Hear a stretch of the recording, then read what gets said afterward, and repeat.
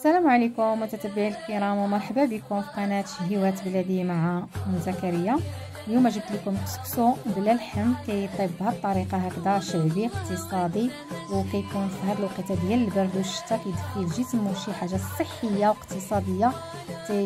تنسميوه هذا الكسكسو هذا شروده او بشلالو على حسب المنطقه كلها شنو تسميه. كيوجد بسرعه، والمهم في الامر صحي صحي صحي.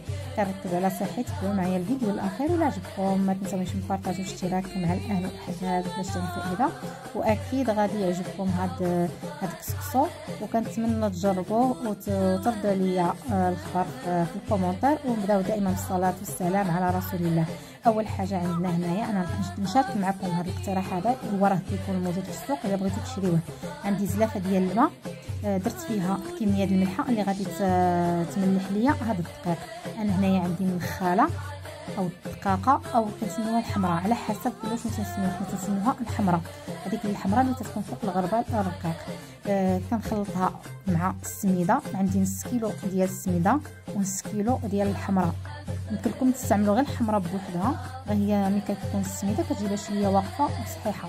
صافي كنرشوا بالماء وحنا كنحلوه، ماشي ندلكو ولا نعجنو، غير غندبسوها بهذا الماء وكتحل معنا كيف ما كتشوفوا بهذه الطريقه. انا غير بغيت نشارك معكم الطريقه باش كنخدموا الحمراء او كسكسو ديال الحمراء. راها كتكون موجوده في الاسواق الحمد لله، كلشي دابا ولا موجود في السوق.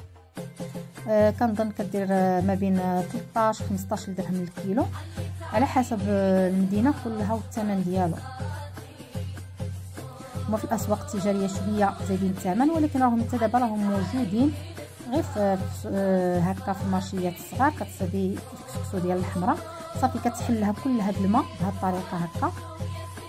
ملي كتفزق هاد النخاله او هاد الدقاقه، ملي كتفزق مزيان يعني راه ما تتجمعش كتبقى مفرفشه، كتخلط وكتدير كميه ديال الفرص نفس الكميه حتى هو كتحطو ما بين 500 حتى 600 غرام ديال الدقيق بالفرص، وهي كتحلها بهذه الطريقه وكتكركب بيديها باش كيديروا واحد الحبيبات صغار. صافي غتستمر هكا كتحل وهي كتزيد الدقيق، هي كتحل وهي كتزيد الدقيق حتى كتولينا على شكل كسكسو مغربي 100%.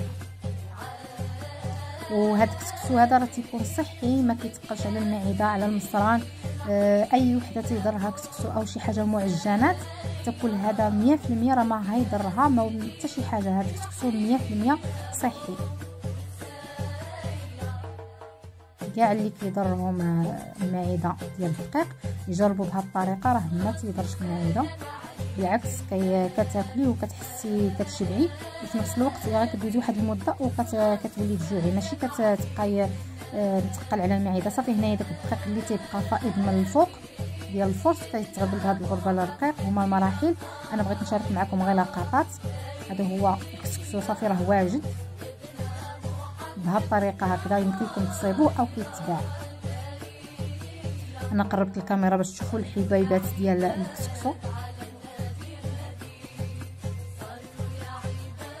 صافي كتبقى تحربلو وتزيد الدقيق وكتغربلو بالغربال الغليظ حتى كيتفرز داك الدقاقه ديالنا او داك الطعام ديالنا وكيخرج النتيجه.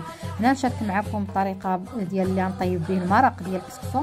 انا عندي 250 غرام ديال الفول اللي فزقته غسلته، ماشي فزقته غسلته بالماء باش ما يحيد منه داك التراب ديالو.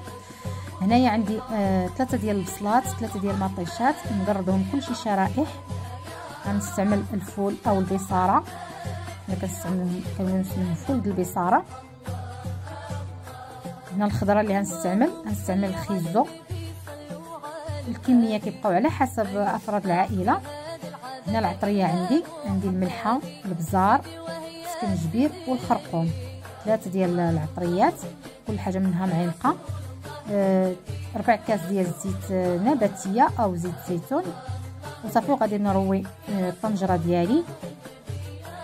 هنا في هذا الاثناء ضروري نمرقو بزايد باش ما نزيدوش في الاخر وكتبقى المرقه بنينه وزوينه. ضروري نمرقو كثير. صافي غادي نضيف واحد الربيطه ديال المعدنوس، ونضيف كذلك داك الحار ديالنا. هاد الاكله كتبغي شويه الحرور، انا استعملت الحرور كثير. صافي الكسكسو هنايا من بعد ما وجد غادي نفوروه التفويره الاولى. كنذكر الا شرينا الكسكسو غادي نغسلوه كيف ما تنغسلوا الكسكسو عادي. هذا يعني عاد تصيب راه باقي رطب يعني بحال اللي مغسول. غنفورو التفويره الاولى. هنا ملي غادي نديروه بالفور غادي نحسبوا له، وكان حتى يفور كامل ويدور عليه التفويره، نحسبوا له من 3 حتى 5 ديال الدقائق. هنا من بعد ما غلات الطنجره نديرو الكسكسو يفور على البرمه.